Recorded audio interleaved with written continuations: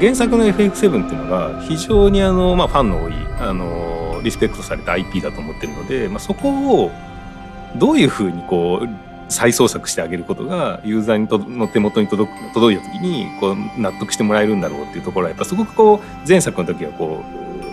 意識してるというか、そこにすごい挑戦してて、新曲はもともとないシーンだったりとか、その辺をやっぱり新たに作るっていう意味で、ある意味自由ではあるんですけど、ある意味今までのオリジナル版から外れるような感じではなく、同一に並べた時に流れがちゃんとあるように作るっていう意味でのプレッシャー的なものはあったんですけど、曲そのものっていうよりかはやっぱりその絵に当ててみてゲームに入れてみてどういうふうに機能してるかっていうところをすごくやっぱり注意して作りましたね。さまざまな村や町とか、あとフィールド、自然ですね、そういったさまざまな要素があってこそファイナルファンタジーだと思ってますので、そういうところに挑戦できるっていうのは期待感と、それから楽しみにする気持ちの方が大きかったです。前作ミッドガルという閉鎖的な、空間でそこを緻密に作り込んで生活感を出すという風なところから、一見打って変わって広い世界に開放されるというフィールドなんですけれども、今回 FF7 リバースではユーザーに対してこの FF7 の世界を体験してもらいたいので、やっぱり全てがつながっていて、リアルスケールでFF7 の世界ってこんなんだったんだっていうのを体験してもらうことがやっぱこのタイトルの一つの魅力というか使命だと思ってたので、そこに関してはもう最初から折れる気はなかったというか必ず達成しようと思っていたところでした。FF って世界を歩いて旅するものだと思っていたので、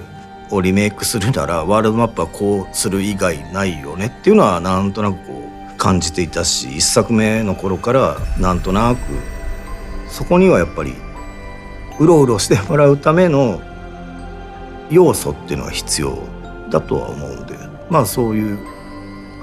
今回探求の要素が多々そこに含まれたっていう。私自身も思ってる以上によりその探索要素っていうのは非常にたくさんギュッと詰め込まれていて、いわゆるクエストやもしくはある種谷をどんどん辿っていくと実は発見しづらいルートがあって、そこの奥にはしっかりとした遺跡があったとか、そういう探索の楽しみっていうのが想像以上に詰まってるので、そこに関しては非常に僕自身も意外だというか、僕自身が思ってたよりも開発チームが非常にそのワールドマップを魅力的に飽きのこない非常に楽しさが詰まったものにしてくれたっていうふうには思ってます。今作ってメインストーリーだけでも40時間を普通に超えるぐらいの多分普通でプレイすると超えちゃうと思うんですよね。40を超えるプレイボリュームがありながらもサイドコンテンツが多分それの倍近くあるので、ある意味普通に隅々までやってプレイヤーっていうのはもう100時間を普通に超えちゃうんですよ、プレイ体験が。もう20年以上前の作品ですけど、当時プレイした人がやっぱり印象に残ってるっていうのは非常にミニゲームがたくさんあるっていうところだと思うんですよね。特にゴールドドーサーっていうロケーションは非常に大人気で、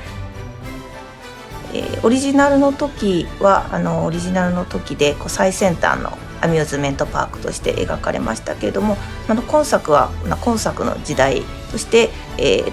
一番最先端に思わせるような、テーマパークを作ろうということで、ちょっと時代が変わってますので、今の時代だったら、同じものを表現するときに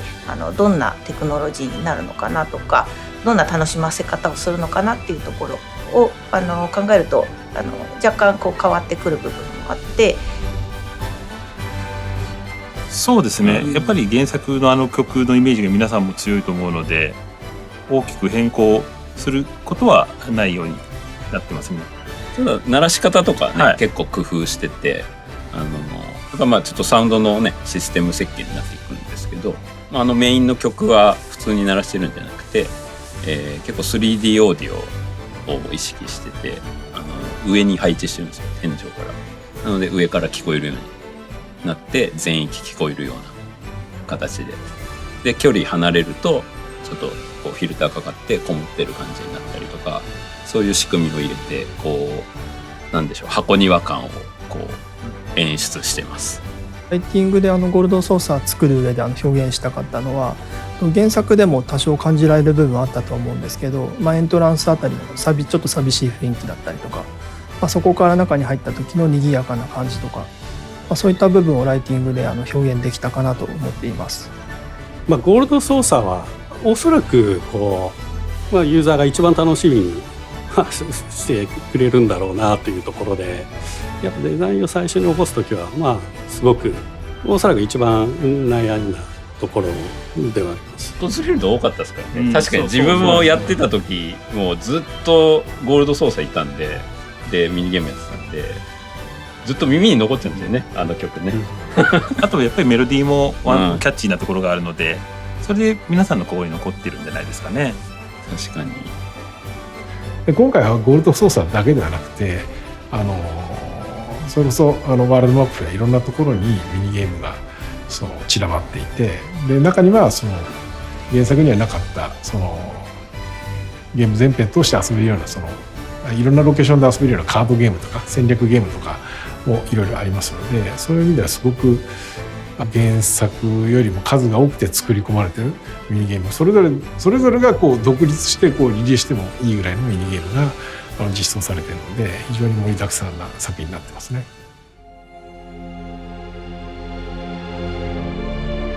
ウルヘイムに関してもまずはその土地の成り立ち歴史というものを、オリジナルを見た時に本当に山の形とか特徴的なんですけども、それがどうやってその形になったのかとか、そういった考察を最初にしました。デザインにおいてやっぱ気をつけるところはやっぱ寂しい街なんですよね。やっぱ寂しいので全体的な色のトーンとか、そういうところはやっぱちょっと気を使って調整していきました。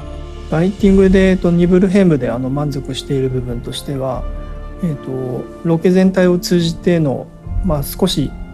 陰鬱とした感じっていうか、ちょっと怖いイメージが裏に隠れているっていうのをライティングで表現できた部分はあるかなとは思っています。それはニブルヘム村から神羅屋敷、あとニブル山も含めてちょっと他とは違う明るいけどちょっと色味がくすんでいるというか、そういう空気感を表現できたかなと思っています。神羅の開発の影響がウルヘイムは大きいので、もうそのあたりをオリジナルよりも一目で分かるようなデザイン、生活感も見えるような形で、デザインに入れていったというところで神羅の関係性というのをもっと深く表現できていると思います。そうですね、ニブルの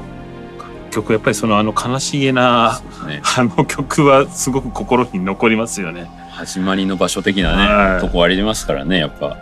僕もやっぱ当時プレイしててね、やっぱ印象的なとこだったんで、やっぱり今回不安な心のメロディーはやっぱり他の場所でも使ったりとかしつつ、やはり印象的なメロディーが皆さんの心に残ってるのと、あとやっぱり印象的なシーンでかかってたのもあるかもしれないですね。はい。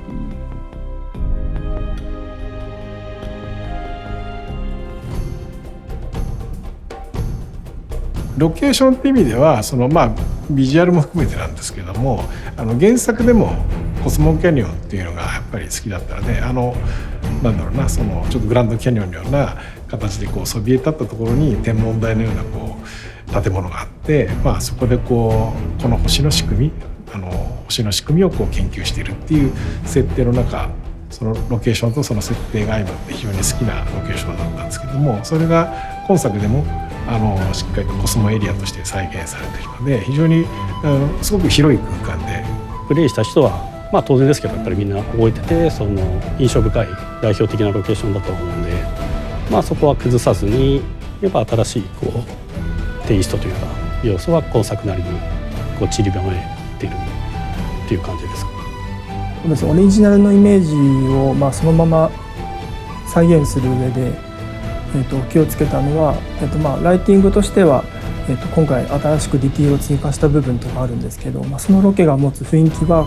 壊さないように、まず作業を始める前にそのロケがどういった特徴を持っているかっていうのを洗い出してから作業していました。例えばコスモキャニオンであったりすると、美しい夕日がすごい特徴的なロケであったので、そこを専用の夕日のマップを作って、その夕日の美しさをどう表現するかとか、そういった大きいイメージとしての印象は損なわないように各ロケでしていました。アプローチに関してはやっぱ特徴的にやったのが、メインメニューを開いた時にキャラクターが立ってるっていうところです。あれって一応時間帯も考慮してて、昼間開くと昼までだし、夕方の時と夜の時とっていうところで、そのロケーションの、おおよその時間帯に合わせたグラフィックに対応していると思います。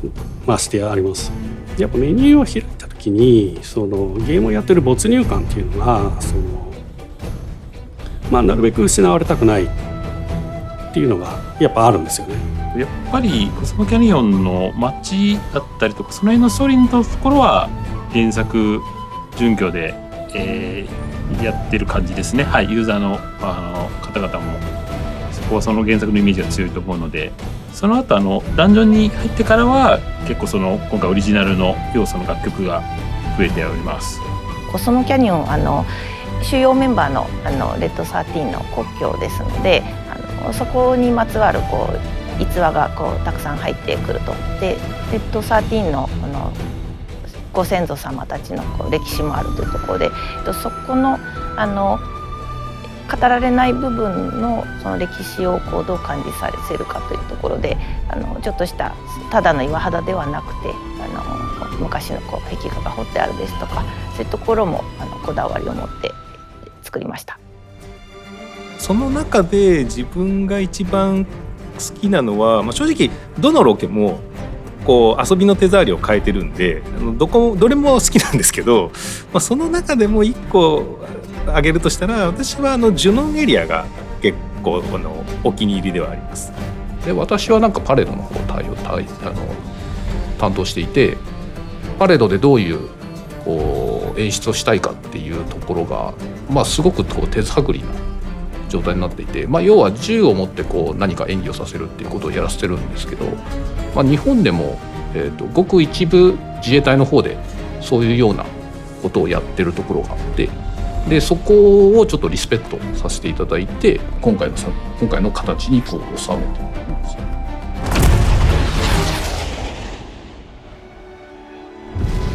今回回る場所ってどこもかなりインパクトが強いというか個性が強いので、どれも面白いんですよね。それぞれに違った遊びが楽しみ方がある場所なんですけど、ストーリーの方がやっぱり感情で言ったら喜怒哀楽全てが入ってて、サウンド音楽っていうのはそこをやっぱり補完するようなポジションだと思ってて、もちろんそのミニゲームとかそう一個一個孤立したものがあるんですけど、そこ全部含めて僕らはやっぱりいいものにしたいっていうのでやっぱ日々作ってるところがあるんで、ワールドマップというどこから探索してもいいし、すごくどこ行っても発見があるし、どこ行っても非常に楽しいサブクエストがあるし、どこ行ってもミニゲームがあるしっていうそういうどっちかというと今まではそこが相反するものってですね、遊び方としては相反するもの、どこ行ってもいいよっていう部分とよりがっつりとメインストーリー楽しむっていう部分が相反する部分がすごくいいバランスで同居してるっていうか融合してるっていう部分は今までない